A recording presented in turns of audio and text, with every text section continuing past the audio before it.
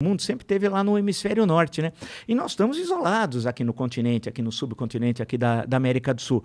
Mas teve um momento da história, esse que eu me referi anteriormente, que nós tínhamos uma presença, olha, anos 50, pega anos 50, Juscelino Kubitschek é presidente, o Brasil crescia em média de 7,5 ao ano durante o quinquênio dele, o Brasil vai ganhar pela primeira vez o Wimbledon com a Maria Esther Bueno, em 1960 ele ainda é o presidente, Eder Joffre é campeão mundial em Los Angeles de boxe, aí inaugura uma capital onde não tinha nenhuma cabana. Em 3 anos e meio você constrói uma cidade. E não é qualquer cidade. É uma cidade revolucionária, porque Brasília não tem referência nem urbanística, nem arquitetônica com nenhuma cidade da Europa do mundo ocidental. Você veja as colunas do Palácio da Alvorada, não tem as referências greco-romanas, como tem qualquer país da América ou da Europa. Aqui foi um outro mundo. Havia um otimismo tão grande que nós seríamos o país do terceiro milênio. Era o que se pensava à época. O cinema brasileiro foi um cinema novo, presença internacional, a música, a arquitetura, a literatura, nos esportes, o Brasil era moda. E onde a gente se perdeu? Aí, essa é a grande pergunta. Onde é que nós nos perdemos? Quando chega os anos 80, aquele modelo de crescimento durante a ditadura militar, o Brasil cresceu muito. Teve todos os horrores políticos, eu escrevi já sobre isso, tem um monte de coisa, mas tem o lado econômico, o Brasil nunca cresceu tanto como naquele período. Então, se você pega 1968, o pessoal fala que o milagre econômico é até 73, quando vem a primeira crise do petróleo. Mas é maior, é até 78. Então, de 68 a 78, o Brasil cresce a taxas altíssimas.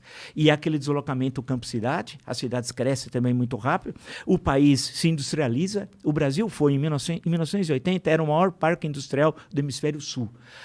A indústria representava 30% do PIB. Sabe quanto ela representa hoje? 9%.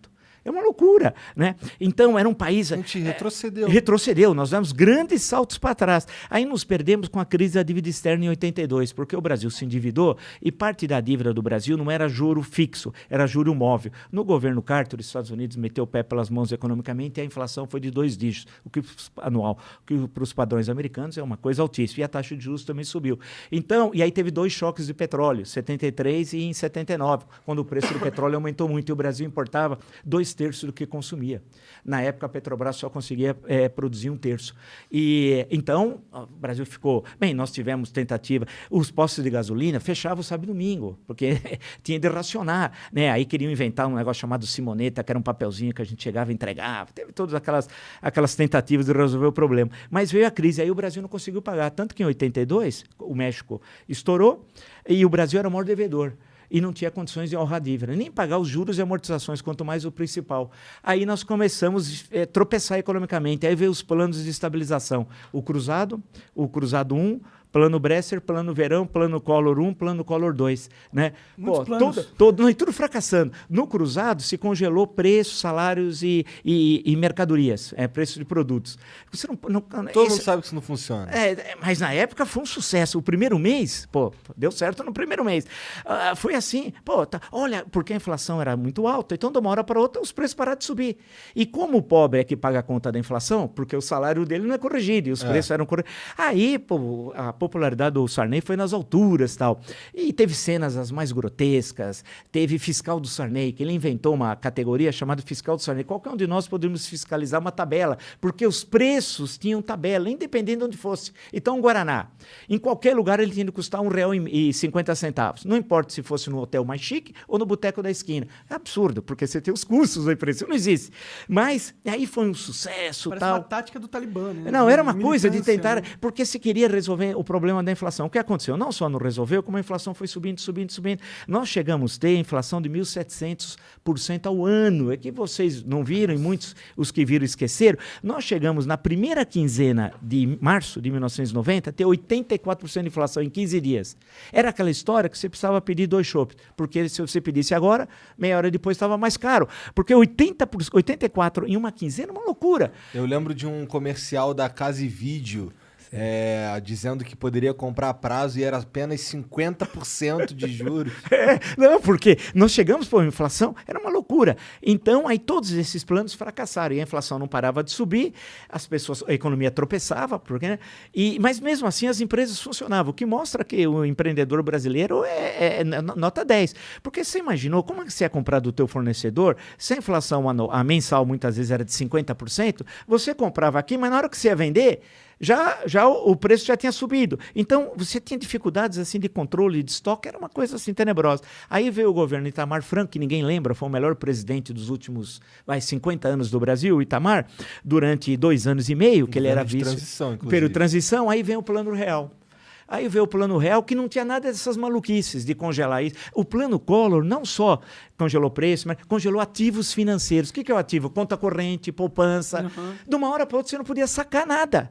Você precisava pagar o salário dos funcionários da tua empresa. Não tem jeito, você não conseguia pagar. Foi uma loucura. E o que tinha de tão especial no Plano Real? Aí o Plano Real, aí que é uma grande sacada econômica, né? Porque basicamente não só, mas fundamentalmente o André Lara Rezende e o Pércio Arida e tal. Eles já estavam com essa proposta desde o ano da década anterior, chegaram até a publicar em livros e tal. O que eles vão fazer? O problema da inflação é a moeda perder valor. Você precisa confiar na moeda e a partir dali a economia começa a se manter relativamente estável.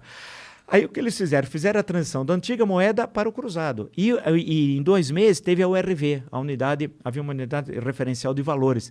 E o Brasil fez esse país é fantástico, por isso que essas coisas de Bolsonaro, essa caterva, vai embora, tal. A gente tem de ver 94. Em 2 meses, você tinha uma tabela, né, em que você tinha a conversão de URV na nova moeda.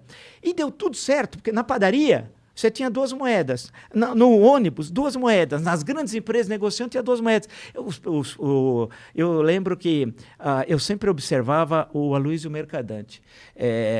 Quando o Mercadante falou que ia dar errado, eu falei, vai dar certo. Porque é sempre o oposto. Tudo que o Mercadante fala é o contrário. Você precisa multiplicar por -1. Quando ele falou que em 94 ia dar tudo errado o Plano Real, eu falei, agora vai dar certo. Né? E aí deu certo. E foi uma coisa... Mas aí o Itamar Franco comprou... ninguém sabia se aquilo ia dar certo. O modelo teórico era muito bom.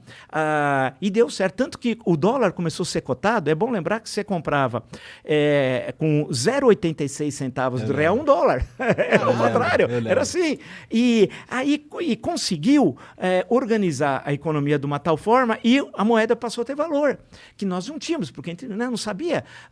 E aquilo foi uma coisa fantástica. Não tinha reeleição à época, a reeleição é em 1997, mas o Itamar Franco, que o Itamar tem aquele jeito, não era marqueteiro. O político precisa ser marqueteiro. Você não precisa só fazer bem, ser um bom presidente, você precisa mostrar que faz bem. Isso é essencial. É aquela história, não basta ser honesto, mas tem que parecer honesto. É um negócio complicado. E o Itamar conseguiu, ele teve vários ministros da Fazenda, vale lembrar, né? O último foi o Ciro Gomes, que ficou como ministro da Fazenda, já no segundo semestre de 1994. Ele foi um bom ministro da Fazenda? Foi, porque naquele momento era a implantação do Plano Real. E ele substituiu, houve um problema com o Rubens e Cooper. Aí ele substituiu, conseguiu segurar, porque ninguém estava acostumado aos preços não subir. Porque era uma coisa já inata. O sujeito recebia a coisa na loja, já pegava aquela maquininha, já, né? Aí, estabilizou. E aí a inflação foi caindo, voltando a níveis aceitáveis, né? E aí isso garantiu que o Fernando Henrique fosse presidente da República. O Fernando Henrique deve levantar as mãos aos céus a 2 coisas. Um ao Plano Real e outra a coragem do Itamar Franco. Porque o Fernando Henrique era ministro das Relações Exteriores. Não era da Fazenda, quando veio o Plano Real, antes de vir, estava chegando o Plano Real. Aí o Itamar... Houve um problema com o ministro da Fazenda, o Itamar, ele queria substituir e pensou no Fernando Henrique. Ligou para ele estava em viagem internacional, nesse momento estava em Nova York, que ele era ministro das Relações Exteriores. Falou, olha, Fernando Henrique, eu queria te consultar, tal. Ele falou, não, eu não quero, não aceito, em hipótese nenhuma, ser ministro da Fazenda, tal. E o Itamar falou, mas aí tem um problema. Ele falou, qual? Já está no Diário Oficial, cara. Já saiu. Você não é mais ministro das Relações Exteriores. Você vai chegar aqui, você viajou, ministro das Relações Exteriores, você volta ministro da Fazenda.